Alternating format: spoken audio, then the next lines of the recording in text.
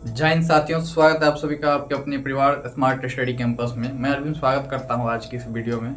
दोस्तों, जैसा कि हम लोग पिछले वीडियो में बात किए थे कि बीएड एंट्रेंस एग्ज़ाम को लेकर रीजनिंग की मॉक टेस्ट शुरू की जाएगी, तो उसी को लेकर आज मैं ये वीडियो आप लोग के बीच प्रस्तुत कर रहा हूँ, जो कि ये रीजनिंग मॉक टेस्ट सीरीज होने वाला है। और इसमें हम बात करें, इससे पहले मैं रीजनिंग मॉक टेस्ट सीरीज लगभग 26 पार्ट तक कवर किए हैं, जिसका प्लेलिस्ट आप लोग को डिस्क्रिप्शन बॉक्स में लिंक दिया हुआ है, वहाँ से मिल जाएगा। और इसी सीरीज को मैं आगे बढ़ा रहा हूँ ताकि आप लोग को वो 26 पार्ट जो है वो भी आपको कहीं ना कहीं हेल्पफुल हो जाए, इसलिए मैं इसी को आगे बढ़ा रहा हूँ। बेसिकली ये बीएड एंट्रेंस एग्ज़ाम के मद्देनज़र ये वीडियो यानी कि ये सीरीज अब चलेगी। साथ ही साथ आप लोग को कहना चाहूँगा कि आप किसी भी एग्ज़ाम्स के लिए तैयारी कर रहे हैं तो रीजनिंग की ये सारे सवाल आपको कहीं ना कहीं हर जगह इम्पोर्टेंट है, तो सो आप इस सेशन को देख सकते हैं। साथ ही साथ अगर चैनल पे नए हैं तो चैनल को सब्सक्राइब कर लेंगे और बेल आइकन को प्रेस कर लेंगे ताकि आपको हर अपडेट सर्वप्रथम आपको मिले और आप इस तरह से वीडियो देखकर आप अपने लिए लाभ ले सकते हैं। तो आपसे उम्मीद रहेगी कि अब ये जो सीरीज चालू कर रहे हैं हम लोग रीजनिंग मॉक टेस्ट सीरीज का, इसमें कि हम लोग खास कर ध्यान रखेंगे बिहार बीएड एंट्रेंस एग्ज़ाम जो आगामी होने वाले हैं, तो उनको लेकर ज़्यादा से ज़्यादा इसमें कंक्लूड किया जाएगा। और साथ ही साथ आप किसी भी एग्ज़ाम्स के लिए तैयारी कर रहे हैं तो उनके लिए भी ये सेशन इम्पोर्टेंट है, तो कहीं ना कहीं आप सारे विद्यार्थी इस सेशन को देख सकते हैं। और आज हम लोग स्टार्ट कर रहे हैं पार्ट 27 यानी कि 27वां पार्ट इसमें देखेंगे। ऑलरेडी हम लोग पहले इसमें करते आ रहे थे, रीजनिंग मॉक टेस्ट सीरीज का जो ये पार्ट है 26 तक कर चुके हैं, तो उसी को मैं आगे बढ़ा रहा हूँ और इसका प्लेलिस्ट आपको बना दिया गया है, उसी में से आपको देखना है। और सारे क्वेश्चन कहीं ना कहीं इंपॉर्टेंट क्वेश्चन होते हैं जो कि कहीं ना कहीं किसी भी एग्जाम में पूछा हुआ रहता है, तो इसलिए आप लोग से उम्मीद करूँगा कि आप लोग सारे सेशन को देखेंगे। चलिए आज की सेशन को शुरुआत करते हैं बिना देर किए। चलिए, सबसे पहला सवाल आप लोग को दिख रहा होगा कि क्या है। पहला सवाल आप लोग को दिख रहा होगा, क्या कहा जा रहा है, उस संख्या का चयन कीजिए जो निम्नलिखित श्रेणी में प्रश्न चिन्ह के स्थान पर आ सकती है। यहाँ पे सीरीज दिया हुआ है नंबर का, उसमें बताना है आपको। देखिए यहाँ पे सीरीज दिया हुआ है 24, 70, 208 और यहाँ पे है क्वेश्चन मार्क 1864। इस प्रकार से आपको ऑप्शन नीचे दिया गया है और आपको बताना है इसमें से इसके स्थान पे कौन सा संख्या होगा। आप लोग अपना माइंड अप्लाई कर सकते हैं किस प्रकार से इसको बनाया जाए। तो चलिए हम बताते हैं इसको कैसे बनाना है इसको। तो इसको बनाने के लिए सबसे पहले इसमें देखते हैं दोनों के बीच गैप कितना का, यानी कि डिफरेंस कितना का हो रहा है। 24 और 70 के बीच गैप किया जाए तो इसमें हो जाएगा 46 का। फिर इस तरह से देखते हैं तो यहाँ पे 8 का 8, 10 में 7, 3, 1, इस तरह से कहीं ना कहीं लग रहा है कि उसी प्रकार से यहाँ पे देखेंगे 46 तो 3 गुना करेंगे 6 तिया 18, 4 तिया 12, 1 13, इस तरह से हो रहा है। और 138 तिया करते हैं, 138 तिया 8 तिया 24, 3 तिया 39, 2 41, 414 यहाँ पर अगर देते हैं इस कंडीशन में 3 गुना करके, तो ऑप्शन इस प्रकार से कोई ऑप्शन है नहीं है, तो अन्य इससे कहा जा सकता है कि नहीं बनने वाला है। तो देखेंगे फिर कौन सा रूल इसमें अप्लाई किया जाए ताकि ये आंसर आ जाए। देखिए 24 और 70 में कुछ लग रहा है आपस में एक तरह से संबंधित है। 24 को 3 बार पढ़ेंगे, 24 तिया 72, कितना 24 तिया 72, 72 इसमें से -2 करेंगे तो हो जाएगा 70। उसी प्रकार 70 को 3 बार गुना करेंगे 210, -2 कर देंगे, यहाँ पे 72 -2 किए तो 70 आ गया। यहाँ पे 70 गुना 3 किए तो 210 -2, यहाँ पे 208 हो गया। फिर उसी प्रकार अब यहाँ पे 208 गुने 3 करना है, 208 गुने 3 -2 कर देना है। तो अगर 208 गुने 3 करते हैं तो कितना हो जाएगा, 8 तिया 24, यहाँ 2 2 तिया 6, यहाँ फिर 2 माइनस करना है, 4 में से 2 2, 600 622। तो इसका ऑप्शन है बी नंबर, यानी कि 622 इसका आंसर हो जाएगा। इसी तरह फिर 622 को 3 से गुना करेंगे, -2 करेंगे, तो जो बराबर में आएगा वो यही आएगा 2864। इसलिए हम लोग कह सकते हैं कि 622 यहाँ पे इसका आंसर होगा। ऑप्शन नंबर बात करें तो ऑप्शन नंबर इसका बी हो जाएगा। उम्मीद करता हूँ कि आप लोग सवाल को समझ रहे होंगे।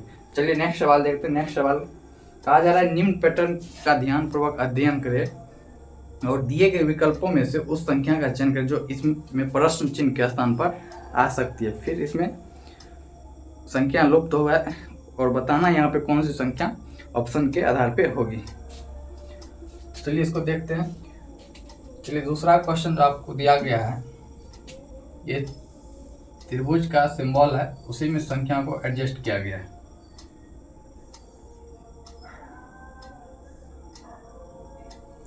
यहाँ पे 11, 12 और यहाँ पे है 7, 8। यहाँ संख्या पूछ रहा है और इस तरह से इसमें 3 है, 12 है, 34 है, 56 है। अब बताना है आपको यहाँ क्वेश्चन मार्क की जगह पे कौन सा संख्या हम फिल करें ताकि ये एक निश्चित पैटर्न को फॉलो कर रही है तो इसमें फॉलो हो जाए। तो इसमें बताना है कौन सा संख्या भर सकते हैं। अगर इसको देखा जाए, ये तीनों में 12, 34, 56, तो कहीं गुना हो रहा है तो देखेंगे 12 दूना 24 हो रहा है, या 12 तिया 36 हो रहा है, 2 घट जाए। फिर 34 को 3 से गुना करेंगे, नहीं हो रहा है, कोई ना कोई रूल यहाँ पे फॉलो नहीं हो रहा है। तो चलिए इसमें ध्यान से देखिए रूल क्या फॉलो हो रहा है। आप लोग देख पा रहे होंगे कि ये कितना है, 1 है, उसके बाद ये 2 है, यानी कि नेचुरल नंबर को एडजस्ट किया गया है एक सीरीज में 1, 2, 3, 4, 5, 6। अब पैटर्न आप लोग को पता चल रहा होगा कि कहीं ना कहीं एक निश्चित पैटर्न को फॉलो किया गया है, यानी कि 2 नेचुरल नंबर को एडजस्ट किया गया है प्रत्येक कॉलम में। 1, 2, 3, 4, 5, 6, उसके बाद 7, 8। यहाँ अगर हम 9 और 10 भर दें और ये 11 हो गया, ये 12 हो गया, तो लग रहा है ना एक निश्चित पैटर्न को फॉलो कर रहे हैं। तो इसका आंसर हो जाएगा 9 और 10 हो जाएगा। ऑप्शन नंबर बात करें तो ऑप्शन नंबर इसका हो जाएगा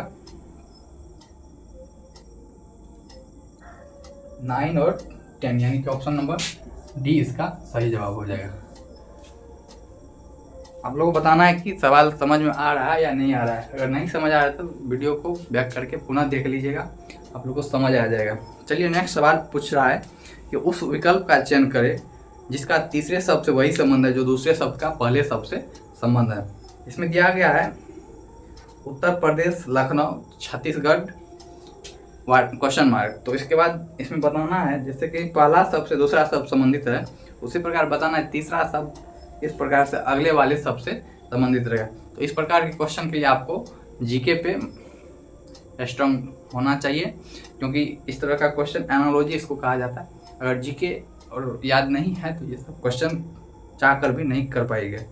तो उत्तर प्रदेश की राजधानी जैसे लखनऊ होती है तो उसी प्रकार छत्तीसगढ़ की राजधानी रायपुर होती है। तो रायपुर ऑप्शन नंबर डी हो जाएगा। क्या हो जाएगा? डी, रायपुर। रायपुर छत्तीसगढ़ की राजधानी है। जैसे उत्तर प्रदेश की राजधानी लखनऊ, उसी प्रकार रायपुर छत्तीसगढ़ की राजधानी होती है। चलिए नेक्स्ट सवाल देखते हैं। नेक्स्ट सवाल रैंकिंग से है।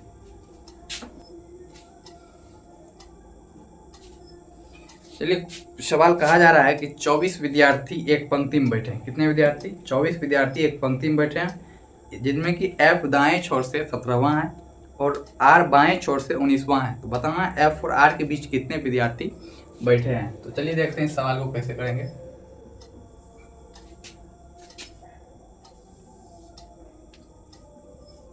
टोटल विद्यार्थी कितना है?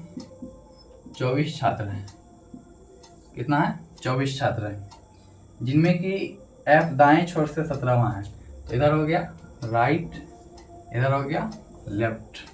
दाएं छोर से कितना है? एफ 17वां है, तो दाएं छोर से एफ 17वां है, यानी कि एफ का स्थान कितना हो गया? 17वां। और आर 19वें छोर से, आर बाएं छोर से, आर जो इधर से बाएं छोर से कितना है? ये इधर से दाएं छोर से, और आर जो है आपको बाएं छोर से 19वां है, तो 19वां मान लीजिए यहाँ हो गया R, तो R बाएं छोर से 19वां है, तो 19वां। इधर बात करें विद्यार्थी कितना हो जाएगा, तो 7 और विद्यार्थी हो जाएगा, 1 2 3 4 5 6 7, 17 7 24, और इधर कितना हो जाएगा, 5 हो जाएगा, 1 2 3 4 1 2 3 4 5, यानी कि कुल विद्यार्थी 24 है। तो जिसमें कि हम लोग देख चुके हैं कि R का स्थान दाएं से कितना है, 19वां है, और F का स्थान बाएं से, F दाएं छोर से, यानी कि दाएं छोर से F 17वां है, और बाएं छोर से R जो है 19वां है। तो इस प्रकार से स्थान दोनों का फिक्स कर दिया। और अब बताना इन दोनों के बीच कितने विद्यार्थी हैं, कितने विद्यार्थी हैं। तो टोटल विद्यार्थी कितना हो गया, 24 हो गया। इधर कितना बचा, 7, इधर कितना बचा, 5, 7 5 12, ये 2 हो गया, तो 12 और 2 कितना हुआ, 2 14, यानी कि 24 टोटल विद्यार्थी, जिसमें कि इन दोनों के बीच कितना हो जाएगा, ये टोटल इधर जो बच गया उनको घटा देना है, इनको भी सम्मिलित कर लेना, क्योंकि बीच का विद्यार्थी पूछा जाता है। टोटल मिला के इधर 7 और इधर 5 12 और एक ये यानी कि 14, तो कुल मिला के दोनों के बीच 10 छात्र बैठे हुए हैं। यही आंसर इसका हो जाएगा। ऑप्शन नंबर बात करें तो ऑप्शन नंबर डी, क्या हो जाएगा, डी हो जाएगा। देखते हैं नेक्स्ट सवाल। नेक्स्ट सवाल ब्लड रिलेशन से पूछा जा रहा है, ब्लड रिलेशन से पूछा जा रहा है, जिसमें कहा जा रहा है हर्ष अजीत का पुत्र है और विनीता अजीत की पत्नी है, अजय हर्ष का भाई है, नेहा अजय और कविता की एकलौती पुत्री है, विनीत का नेहा से क्या संबंध है। चलिए इस सवाल को अगर आप लोग बनाइएगा तो बनाइए और कमेंट में आंसर कर देना, अन्यथा मैं बना रहा हूँ। सवाल नंबर 5, कहा जा रहा है हर्ष अजीत का पुत्र है, क्या, हर्ष अजीत का पुत्र है, इसका पुत्र कौन हो गया, हर्ष। उसके बाद कहा जा रहा है विनीता अजीत की पत्नी है, विनीता अजीत की पत्नी, ये प्लस ये विनीता इस माइनस, ये पति पत्नी हो गया।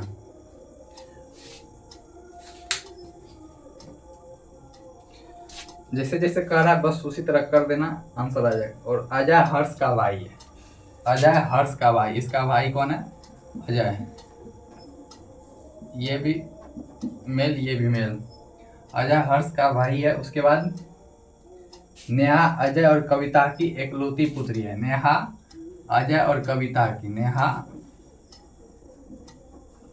एकलौती पुत्री है किसका, अजय और कविता की, यानी अजय और कविता क्या हो गया, पति पत्नी हो गया, ये माइनस ये एक परिवार हो गया। विनीता का नेहा से क्या संबंध है, विनीता जो है नेहा से किस प्रकार संबंधित है, तो विनीता नेहा से किस प्रकार संबंधित, विनीता नेहा की कौन होगी, तो विनीता नेहा की कौन होगी, विनीता का नेहा से क्या संबंधित है, तो विनीता नेहा के लिए हो जाएगी इसमें हर्ष अजीत का पुत्र है, ठीक है। उसके बाद कहा जा रहा है विनीता अजीत की पत्नी है, विनीता अजीत की पत्नी है, तो ये बेटा हो गया। फिर उसके बाद कहा जा रहा है अजय हर्ष का भाई है, अजय हर्ष का भाई है, ठीक है। नेहा अजय और कविता की एकलौती पुत्री है, नेहा अजय और कविता की एकलौती पुत्री है। बताना है विनीता का नेहा से क्या संबंध है, तो विनीता कौन हुआ, नेहा, तो नेहा का पिताजी अजय, अजय की माता हुई विनीता। तो विनीता अगर ऑप्शन में बात किया जाए तो ऑप्शन है पिता की बहन है, फिर बहन है, सी है माँ, डी है पिता की माँ। तो ये हो जाएगा नेहा के पिता हो गया अजय और अजय की माँ है विनीता, यानी कि ऑप्शन नंबर डी इसका सही जवाब हो जाएगा, यानी कि पिता की माँ हो जाएगा, पिता की माँ हो जाएगा। चलिए एक बार फिर से समझ लीजिए इसको क्या क्या कर रहा है। देखिए कहा जा रहा है, इसमें सवाल है हर्ष अजीत का पुत्र है, विनीता अजीत की पत्नी है, अजय हर्ष का भाई है, नेहा अजय और कविता की एकलौती पुत्री है। तो बताना है विनीता का नेहा से क्या संबंध है। जैसे जैसे इसमें कहा गया बस उसी तरह से आपको घुमा देना है। कहा जाए हर्ष अजीत का पुत्र है, अजीत को ऊपर रखेंगे और हर्ष उसका पुत्र हो गया तो एक पीढ़ी नीचे। फिर कहा जा रहा है विनीता अजीत की पत्नी है, विनीता अजीत की पत्नी है, ये दोनों एक फैमिली हो गए, कपल हो गए। उसके बाद कहा जा रहा है अजय हर्ष का भाई है, अजय जो है हर्ष का भाई है, तो ये एक पीढ़ी में आ गए। उसके बाद नेहा अजय और कविता की एकलौती पुत्री है, नेहा जो है अजय और कविता, तो कविता और अजय कपल हो गए यानी पति पत्नी हो गए। उसकी एकलौती पुत्री कौन है? नेहा। तो बताना है विनीता का जो है ना नेहा से किस प्रकार संबंधित है। तो विनीता का नेहा से किस प्रकार संबंधित है, ऑप्शन में जैसा दिया गया उस अनुसार जो है इसमें चयन करना है। विनीता का नेहा कौन हो सकती है? पोती भी हो सकती है, और विनीता के लिए नेहा के लिए विनीता कौन हो सकती है? उसके पिता की माँ भी हो सकती है, इसलिए ऑप्शन आंसर है पिता की माँ। आई होप आप सभी को समझ आ रहा होगा। अगर कोई भी दिक्कत हो तो आप वीडियो को पीछे करिए, फिर से देखिए, दोबारा देखिए, समझ आ जाएगा। चलिए इसमें देखते हैं अब नेक्स्ट सवाल, 2 सवाल और देखेंगे। चलिए देखते हैं क्या है। चलिए कोडिंग डिकोडिंग से सवाल दिया गया है, जिसमें कि आपको यहाँ पे कहा गया स्टाइल को क्या लिखा जाता है? स्टाइल को JB उसके बाद GCE लिखा जाता है। तो उसी प्रकार बताना है आपको। फिर होंड को कैसे लिखा जाएगा? HOUND, इसको कैसे लिखा जाएगा? चलिए सबसे पहले इस तरह के सवाल में लेटर का कोडिंग करना है। तो लेटर S है तो S कितना नंबर पे है? 19 पे है। T कितना पे है? 20 पे है। Y कितना पे है? 25 पे है। L कितना पे है? 12 पे है। E कितना पे है? 5 पे है। और J की बात करें तो ये 10 पे, B 2 पे, G E F G यानी कि 7 पे और 3 पे और ये 5 पे। अब बताना इन दोनों में क्या रिश्ता है, इन दोनों में क्या रिश्ता है, ये रिश्ता क्या कहलाता है। आप लोग सीरियल देखोगे ये रिश्ता क्या कहलाता है, तो इसलिए इसमें क्या है ये रिश्ता बताना है आप लोग को, कौन सा रिश्ता इसमें फॉलो हो रहा है। देखिए 19 पे अगर S है तो J 10 पे है, तो अगर देखा जाए तो यहाँ पे 9 घटा रहा है। फिर उसी प्रकार से यहाँ देखते हैं 20 पे T है और यहाँ B 2 पे है, तो यानी कि 18 घट रहा है। फिर 25 पे है, उसके बाद ये G 7 पे है, तो 25 में 7 गया कितना हो जाएगा? ये हो जाएगा 18, 12 में से 3 यानी कि 9, यानी कि फॉलो नहीं हो रहा है जोड़ घटों का क्रम। अगर इसमें देखा जाए अपोजिट लेटर, फिर देखते हैं S का अपोजिट क्या हो जाएगा? H होगा, तो H से 3 बढ़ाएंगे 10 यानी कि J हो जाएगा। 20 का अपोजिट 7, ये भी नहीं फॉलो हो रहा है, तो इसमें देखना पड़ेगा कि इसमें कौन सा नियम लागू हो रहा है। तो अगर इसमें देखा जाए 1 और 9 को जोड़ेंगे, 2 और 0 को जोड़ेंगे, फिर 2 और 5 को जोड़ेंगे, 1 प्लस 2 को जोड़ेंगे, 5 प्लस 0 को जोड़ेंगे, तो अब 9 1 10 हो रहा है। तो 10 पे यहाँ पे कौन सा लेटर है? J है। कहीं ना कहीं लग रहा है ये रूल फॉलो हो रहा है। और उसके बाद 2 और 0 को जोड़ेंगे तो 2, तो 2 पे क्या हो जाएगा? B हो जाएगा। फिर 5 और 2 को जोड़ेंगे तो 7, तो 7 पे G हो जाएगा। 1 और 2 को जोड़ेंगे तो 3, 3 पे C हो जाएगा। और E 5 पे है तो 5 हो जाएगा। तो कहीं ना कहीं ये रूल फॉलो हो रहा है कि लेटर का जो स्थान है, पोजीशन है, उनको ऐड कर दिया गया। क्या किया गया है? ऐड कर दिया गया। उसी प्रकार इसमें भी करना है। तो H कितने नंबर पे? 8 पे है। O कितने पे? 15 पे है। U कितने पे? 21 पे है। N 14 पे, D 4 पे। इसको अगर जोड़ेंगे तो कितना हो जाएगा? 8, फिर 1 प्लस 5, उसके बाद 2 प्लस 1, उसके बाद 1 प्लस 4, उसके बाद 4 प्लस 0 यानी कि ये हो जाएगा 8, उसके बाद 5 1 6, 2 1 3, 4 1 5, उसके बाद 4। तो 8 पे कौन सा नंबर हो जाएगा? H हो जाएगा। उसके बाद 6 पे कौन सा हो जाएगा? F हो जाएगा। 3 पे C हो जाएगा। 5 पे E हो जाएगा। 4 पे D हो जाएगा। H F C D इसका आंसर हो जाएगा। ऑप्शन नंबर इसका बात करें तो ऑप्शन नंबर ए इसका सही जवाब हो जाएगा। तो इस तरह से आप लोग को सवाल बनाना है धीरे धीरे, आप लोग को प्रैक्टिस हो जाएगा तो आप लोग भी आराम से बना सकते हैं। जितना ज़्यादा क्वेश्चन का प्रैक्टिस करेंगे उतना ज़्यादा आपको सहूलियत होगी इस क्वेश्चन को सॉल्व करने में। चलिए एक लास्ट सवाल देख लेते हैं। लास्ट सवाल है, कहा जा रहा है दिए गए पैटर्न को ध्यानपूर्वक अध्ययन करना है। ये जो पैटर्न आपको दिख रहा है इसको ध्यान से देखिए और इसमें किस प्रकार से पैटर्न को फॉलो किया जा रहा है उसके तत्पश्चात आप लोग को आंसर देना है। चलिए देखते हैं इसको भी। आज इतना ही रखेंगे। इसी तरह प्रत्येक सेट में 10 सवाल तक लगभग रखेंगे, 7, 8, 9, 10 यानी कि 7 से 10 सवाल देखने वाले हैं और सारे सवाल आपको इम्पोर्टेंट सवाल प्रोवाइड किए जाएंगे ताकि आपको एग्जाम में वो बहु क्वेश्चन उस टाइप पे आ जाए। तो पैटर्न यहाँ पे देखिए दिया हुआ है।